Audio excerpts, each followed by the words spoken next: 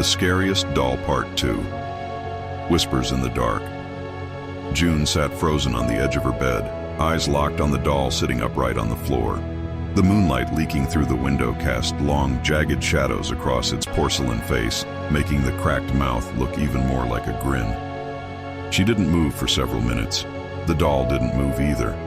Finally, with a trembling breath, June forced herself to get up. She grabbed a towel from her dresser, something between her and it, and dropped it over the doll. She scooped it up quickly, not letting her hands touch porcelain, and shoved it back into the wardrobe. She slammed the door shut and dragged a chair in front of it for good measure. "This house is just old," she whispered to herself. "Just old and creepy." But she didn't sleep. Her eyes stayed open until morning light crept across the room. When she finally stumbled downstairs, her mother was already in the kitchen putting together a sad attempt at pancakes. She turned as June entered. "Morning, honey." Then her smile faded. "Are you okay? You look exhausted." June hesitated. Should she tell her? Would her mom think she was being dramatic again? "I just couldn't sleep," June said. "New house, weird noises. That's normal," her mother said gently. "Takes time to settle in." Yeah, June thought, unless something else has already settled in. She didn't mention the doll. They spent the day unpacking, cleaning, trying to make things feel normal. The hours passed without incident. The wardrobe remained closed upstairs. June didn't look inside. But that night, as the house grew silent again, she felt the same prickling tension crawl over her skin, like the air was holding its breath, like someone was listening.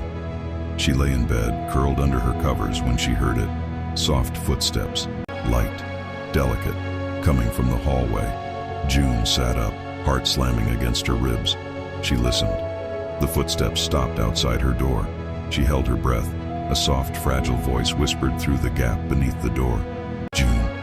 The sound was faint, high-pitched, childlike, and wrong. June clamped a hand over her mouth. Tears pricked her eyes, but she didn't dare make a sound. "June." The voice giggled softly. A porcelain rattle followed, like something tapping against the wooden floor. Tap, tap, tap. June squeezed her eyes shut. The house was silent again. For what felt like hours, she didn't move. She sat awake until dawn crept through her curtains. When she finally mustered the courage to open her door, her stomach dropped. Sitting on the hallway floor, facing her room, was the doll.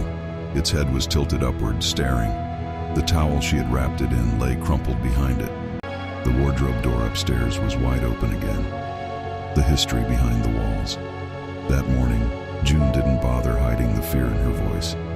"Mom," she said sharply as her mother sliced an apple in the kitchen. "Do you know anything about this house?" Her mother blinked. "What do you mean?" "I mean, has anything ever happened here? Anything bad?" Her mother frowned. "Leonard said the previous owner passed away, but he was old. Natural causes." "Why?" June hesitated again. The truth seemed impossible to explain. "I just feel like something's off here." Her mom sighed sympathetically. "Honey, you always get anxious in new places. Stress does weird things. Maybe try to spend more time outside. Clear your head." June nodded, but didn't believe a word of it. Stress didn't explain a doll moving on its own, or whispering. She waited until her mom went to town for groceries before creeping back upstairs. She stood at the top of the steps, staring down the long hallway. The doll sat exactly where she had left it, its glassy eyes reflecting faint light. June swallowed hard and walked toward it. With her foot, she nudged it slightly. It tipped to the side and fell over, legs stiff. June crouched down. Even close up, she could see no mechanism, no electronics, nothing modern. Just antique porcelain, fabric, and glass. "This isn't possible," she whispered. Her gaze flicked to the open wardrobe. Inside, the coats swayed slightly, though no window was open. June stepped closer. On the back wall of the wardrobe, something caught her eye. Faint etchings carved into the wood. 4 short vertical lines, a 5th diagonal one crossing them. Tally marks, dozens of them. At the very bottom, "Help me." June stumbled back. The room suddenly felt colder. The shadows stretched longer, and then a soft click. The bedroom door slid shut on its own. June spun around in panic and grabbed the doorknob. She twisted, pulled. Nothing. The door was stuck. A tiny laugh echoed behind her. June's breath froze in her throat. The doll was sitting upright again, facing her. Its head was slowly tilting to the side. No, no, no, no. June backed into the door. The doll's cracked mouth widened with the shift of porcelain, making its smile look jagged and hungry. Then scratch, scratch, scratch. The sound came from under the floorboards, from inside the walls, from everywhere. June dropped to her knees, hands over her ears. "Stop!" she screamed. The scratching stopped instantly. The silence after was worse. June didn't move until she heard her mother's voice calling from downstairs. The moment she opened the door, now completely unstuck, she bolted out of the room and didn't look back. The doll's name. For the next 3 days, June refused to sleep in her room. She stayed on the couch downstairs with the TV on low volume through the night. Her mother assumed she was nervous about the move. June didn't argue. The doll never left the upstairs hallway. It didn't appear anywhere else. It didn't move when her mother was home, only when June was alone. June researched the house online, but the only information she found was an obituary for a woman named Margaret Hale, who had lived here for decades. A picture showed her standing with... June's breath hitched. Standing beside her was the same doll. The caption read, "Margaret Hale and her daughter, Annalise, 1944. Daughter. June felt sick. The doll was older than she thought, but something was wrong. In every picture of Margaret Hale throughout her life, she posed with the doll. Never with a child, never with a real daughter.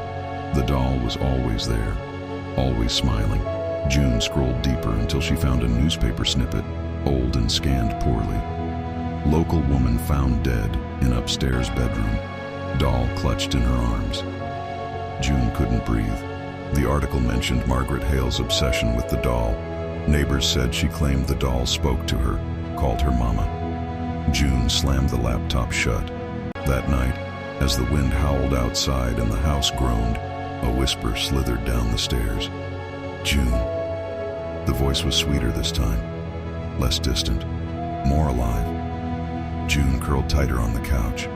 "Come play with me." She covered her ears. "Annalise wants to play." June's heart nearly stopped. The doll had a name, and it was calling her. The things that crawl in the walls. June barely slept that night. She doubted anyone could, knowing a doll with a name whispered to them from the dark. By morning she felt hollow, eyes heavy, limbs stiff. Her mom noticed. "You look pale," she said as she poured cereal. "Are you eating enough? Are you sick?" June stared into her bowl. Was she sick? Was she losing her mind? Or was the doll real? "Mom," June said, voice barely above a whisper. "Do you hear anything at night?" Her mom blinked. "Like what?" "Footsteps, talking, whispers." Her mother laughed lightly, but it was thin, nervous. "This house is old, honey. It creaks, it groans. Noises don't mean anything." But June saw the flicker of uncertainty in her mom's eyes. "You're imagining things," her mother added more firmly, as if forcing the reassurance. But June wasn't imagining the tally marks, or the carvings, or the whispering voice that knew her name. She decided then, she had to confront the doll, not run from it, not just wait for nightfall, when it became bold. But first, she needed help. The town library that afternoon, while her mom was on a job interview, June took her bike down the long gravel road into town. The place was old-fashioned, general store, diner, post office, but she headed straight for the small library. A bell chimed as she entered. A woman looked up from the front desk, adjusting her glasses. "Can I help you?" "I'm researching someone," June said. "Margaret Hale." The woman froze a little, just a fraction. "You're staying in her house, aren't you?" the librarian said softly. June's pulse quickened. "How do you know?" "Everyone knows that house." She paused. "No one has lived there since Margaret died." The librarian nodded. "What happened to her?" June asked. The woman hesitated, then motioned for June to follow her to a back table. She pulled out a thin binder labeled Local History, Incidents, and flipped through brittle pages. Margaret was troubled in her later years. She became isolated, paranoid. Some say she stopped going outside entirely. The townspeople heard her talking to someone who wasn't there. Talking to the doll?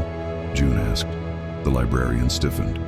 So you found it? June didn't answer. The librarian continued. After her husband died, Margaret changed. She claimed the doll, Annalise, was her real daughter, that it needed her, that it was hungry. June swallowed hard. That word, hungry, hit her like ice water. One day, the librarian said, lowering her voice. Neighbors heard screaming from inside the house. By the time the sheriff arrived, Margaret was gone, found dead in the upstairs bedroom. How did she die? June asked. The woman hesitated. The report said her wrists were torn open, like she'd clawed at herself, as if she were trying to dig something out. June felt sick. And the doll? She whispered. She was holding it, the librarian said, cradling it like a child. Her blood all over its dress, and the face, it looked like it was smiling. June shuddered. Townspeople said the doll moved on its own, that it whispered. It does, June said before she could stop herself. It whispered my name. The librarian's face drained of color. You need to get rid of it, she said urgently. Some say it's cursed, possessed. Others say something lives inside it. But whatever it is, she stopped. Do not let it follow you. A scratch in the night that night. June didn't dare sleep.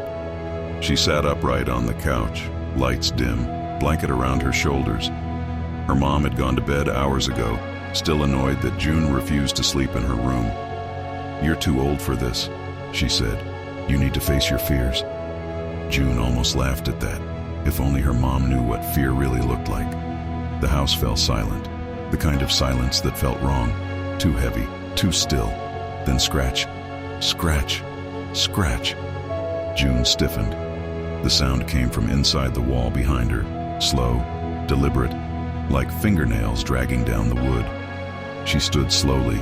Every part of her screamed to run, but she forced herself to stay still. The scratching grew louder, closer. Then, a whisper, muffled by the wall, slid through the silence.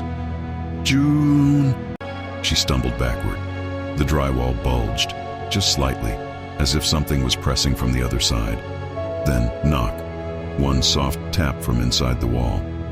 Come play with me, the voice giggled. Stop, June whispered, backing toward the kitchen. Leave me alone. She grabbed the nearest object, a frying pan. A second knock, harder, more eager. The wall shuddered, then suddenly thump. Something slammed into the wall so hard the picture frame above the couch crashed to the floor. June screamed. Her mom came rushing down the stairs. What happened? June pointed at the wall, trembling uncontrollably. I heard it. She's in the walls. She's trying to get out. Her mother's expression twisted into frustration and fear. June, enough, she snapped. You need sleep, not... She stopped. The wall behind them gave one single loud creak. June and her mother locked eyes. Then another creak, lower, groaning. Her mother's face paled. Maybe it's animals, she said weakly. Or the pipes. June didn't say a word, because they both knew that wasn't a pipe. The creature crawling in the walls was small, porcelain small. The hiding place. The next morning, June had a plan. Run away, burn the house down, tell her mom the truth. None of those were practical. But destroying the doll? Maybe. When her mom left for another job interview, June crept upstairs with trembling hands. The hallway was unnaturally quiet. She checked her bedroom. The doll wasn't there. She checked the wardrobe. Empty. Her heart pounded. Annalise? She whispered, voice shaking. Where are you? Silence. Then a faint sound. A breath. Behind the bed, June crouched slowly and peered underneath. Two glass eyes stared back at her from the darkness. June shrieked and stumbled backward as the doll scooted out on stiff limbs like an insect. It sat up slowly, head tilting in that sickening way. Found you, it whispered. June grabbed a blanket, threw it over the doll, and wrapped it tightly. She didn't give herself time to think. She sprinted downstairs and out the front door. She ran into the woods behind the house, lungs burning. She didn't stop until she reached the old fire pit her uncle had mentioned on the phone. She dropped the blanket-wrapped doll onto the ground, grabbed a stack of dried sticks, and built a small pile. Her hands shook violently as she flicked a lighter. "I'm ending this," she whispered. "I don't care what you are." She dropped the lighter into the pit. Flames roared to life. June stood back, chest heaving, as the fire crackled around the bundle. Then a soft giggle, muffled. Inside the flames, June's blood turned to ice. The doll's voice grew louder, sharper. "You can't burn me." The blanket jerked, twitched. Something pushed upward from inside it. "No." June backed away. The flames roared higher and then suddenly, violently, woof! The fire extinguished itself, instantly, as if someone had blown it out. June stared in horror. The blanket lay still, smoke curled upward, but nothing burned. Slowly the blanket began to move, unwrapping itself, unfolding, revealing the doll, sitting perfectly clean, not a single burn mark on it. Its porcelain smile was wider than ever. "We're just getting started," it whispered. June ran. She didn't look back.